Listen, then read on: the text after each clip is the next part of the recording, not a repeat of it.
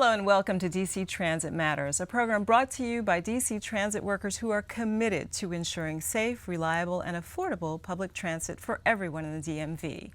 I'm Cheryl Fields, and today we're discussing the impact of privatization on MetroAccess. For those of you who don't know, MetroAccess is a WMATA transportation service that many seniors and people with disabilities in our area rely on to perform many of their daily tasks, whether that's going to and from work, the doctor, the grocery store, or their places of worship, anything that requires transportation support. In today's discussion, we'll explore some of the perils and safety concerns that have emerged as the service is now privatized. Joining me for this conversation are several local experts on the topic. Jackie Jeter is president of the Amalgamated Transit Union Local 689 here in Washington, D.C. Welcome, Good afternoon. Jackie. Karen Reed is a MetroAccess driver who's been driving for 4 years? Going on 4 years in July. Okay. Lee Wade, who works at the MetroAccess call center and has been with us for 3 years? 3 years, okay. going on 3 years. And then Tom, I'm going to call you Tom, is that okay? That's fine. Tom Cute, president of Amalgamated Transit Union Local 618 in Providence, Rhode Island. Thank you for having me. No, we're happy to have you. You're down here visiting for a conference. So we're going to start our conversation with you, Jackie. Can you talk a little bit, so some of our viewers may not know what MetroAccess is.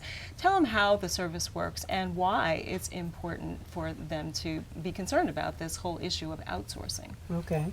MetroAccess is a service that is provided through WMATA with private contractors. Right now it's about 4 of them that do the work. It's a paratransit service for the elderly and those with disabilities in our community. The 4 companies that help or contract is Diamond, it's a small group, MV, First Transit, and I'm running out of Transdev. Thank you, Transdev. And Transdev is the other. So there are 4. It's 4 of them. Okay. And they have split up the service, and they all do different things. Like Lee Wade, he works at the call center, and that's the part that does the scheduling for those pickups that the community needs. Karen, as she said, she's a driver. She drives out of one of the First Transit locations that's on Central Avenue. And they all work in conglomeration with each other, but they're not connected. So that's one of the problems that we have. So the service is contracted out. It's contracted out with those 4 companies that I talked about. They are foreign companies, foreign entities that do the service. And WMATA makes the decision. They made the decision to contract the work out instead of doing it themselves. And once they made that decision, I think it does have an impact on the community as a whole, but that's a decision that they have made. And Karen, talk a little bit about how this, having 4 different contractors doing this, impacts you as a driver, providing this service to people who have no idea that there are all these entities behind the scenes. Yeah, the biggest question to a lot of the companies, well, no, to a lot of the clients access, which company do you work for? But you know, we just let them know we're all one big family, but just different, I guess, different entities that we work out of, and that's usually their biggest question. Well, you have a different vest, so what company do you work for? And what difference does it make to them, though? I mean, sometimes, I don't know, I guess sometimes the service, the person, I guess it depends on, because sometimes they'll say that First Transit, well, your drivers are nicer, you know, but I guess that's the biggest thing with them. They just want to talk about something. So. But if I can add, I think that one of the things that is important to the public is that even though this is a private entity, even though this is a contractor doing work, it's still partly taxpayer money that's being paid for the service. And so making sure that we have the best reliable service that we possibly can is what's important to the public, you know, the reliable, safe service that can take them from point A to point and B. let's talk about those issues of reliability and safety. Talk to me a little. I mean, you talked earlier about the idea that safety is a challenge for the drivers because of the way you have to deal with the fares. And yeah, not only the fares, the clients too, because we're the ride the ride always has to be safe, but we're always watching, making sure we have a lot of clients who are very challenged, mentally challenged.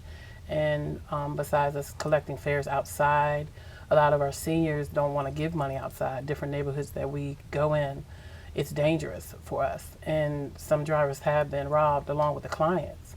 So we would prefer to choose whether to collect the money at the door or on the van. And most of the time, the seniors would prefer to give the money on the van because they don't want to be, they don't want to go in their pocketbooks and their bags on the street. But you're constrained by. Yeah, it's a door-to-door service, and if we do not collect the money and we check the ID at the door, then we are written up for that. And the consequences of that could be. You can be terminated. Okay.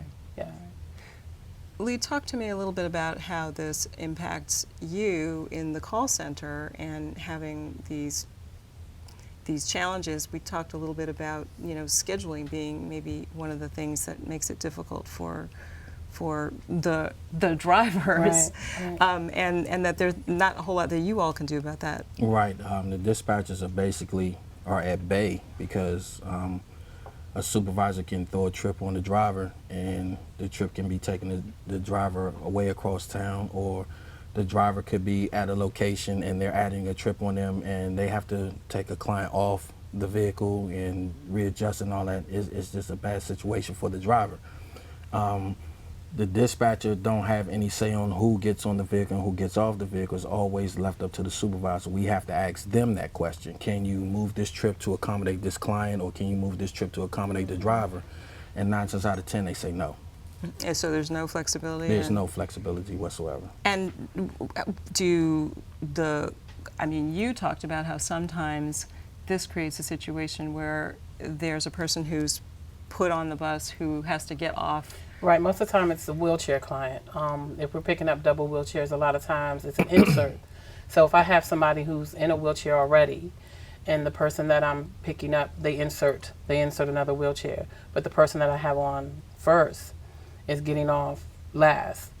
A lot of times they'll have us go and pick the other person up, and so this is the first wheelchair. That person's getting off last, and the person I already picked up is in the back, but they won't switch it. We can call, but they'll say no. So we have to take the person off the van, put them back on, take them off the van in the street or whatever kind of climate weather it is, and then transfer them.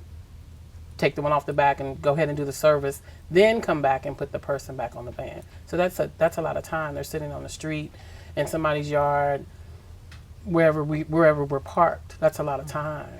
Talk to me a little bit about just turnover of the folks who you talked about, how there's a lot of turnover these days at the call center. Yeah. How is that related to this service being outsourced? It's a 90% turnover where we are, and that slows down the service because you don't have experienced dispatchers.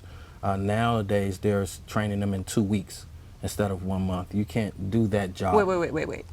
So before they were training for 1 month? Yes, ma'am. And now because of the high turnover, it's down to 2 weeks? 2 weeks, yes. And you can't do that job. You can't do that job in 2 weeks. You need a full month of training to do that job. And they do it in 2 weeks. Statistically, the FDA has said that there's 178% turnover in this industry. And that's what makes it hard. And that's nationwide? Right, nationwide. Okay. There's about I want to say 78% in our area. One of the things that we find is the lack of experience that you run into. In a year's time, none of the individuals that were there when the year started are still there at the end of the year. They are terminated for any number of things. And I'm not going to say whether or not the termination is just or not just, but they are terminated at the drop of a hat.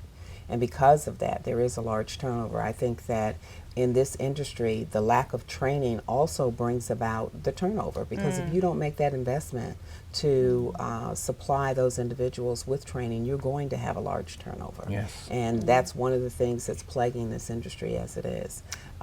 If I can add, I know with Tom, one of the things that we found is that paratransit is notorious for bad scheduling. And I don't know, we were talking about scheduling earlier, so I don't know whether or not he's had that same experience, but we have here. It's just, that's the worst part of this job. You know, being able to schedule, being able to know when individuals are going to be picked up.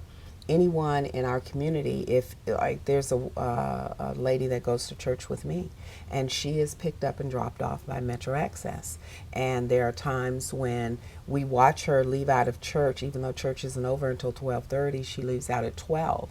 And when we get out at 12:30, she's still sitting on the sidewalk waiting on her ride. You know, so it's not reliable. It's just not reliable. And reliability is part of what people look for when they're trying to access a service like this, Right. because if you can't take yourself to the doctor, Right.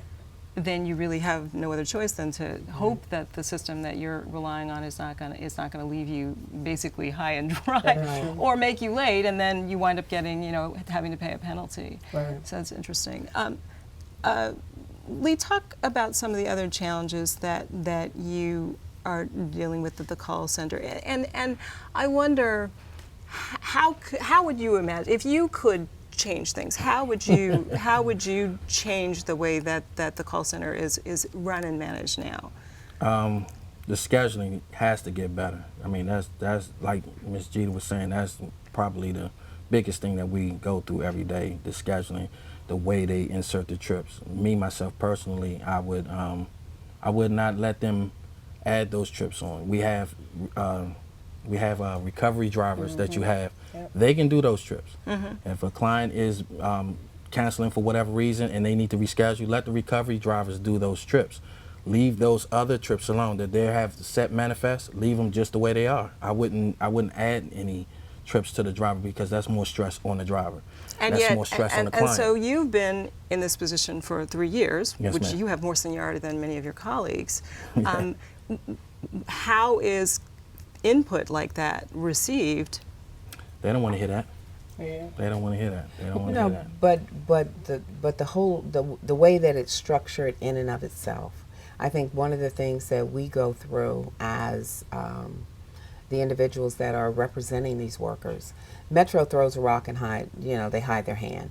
First of all, they contract through MV, First Transit, Transdev, Diamond, but they control.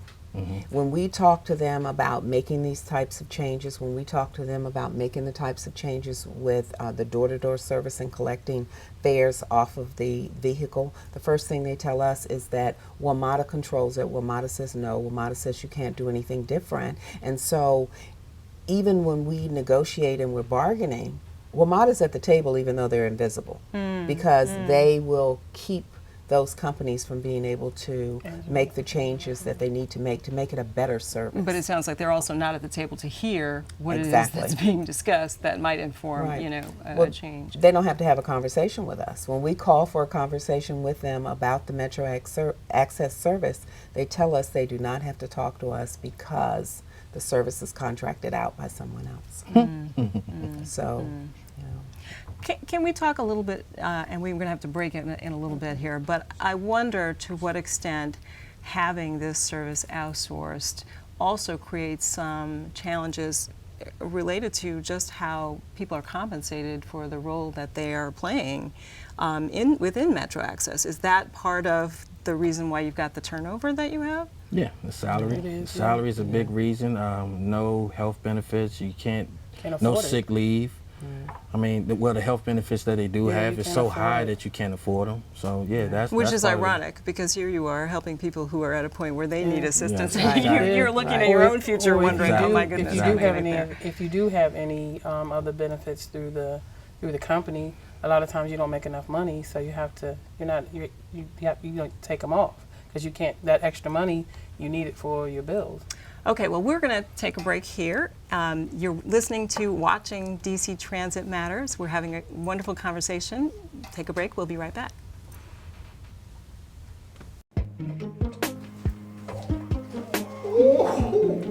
Just want to touch it. I'd love to get my hands on that. Excuse me. Did you know that your tablet can now stream live your favorite DCTV programs? Yeah, let me show you. Look, all you gotta do is log on to DCTV.org, click the live stream link, and boom! There you go. Okay, that's pretty cool. Hey, hey. Okay, thank you. Oh, whoa, whoa, whoa. Yeah, we need our privacy, dog. anytime.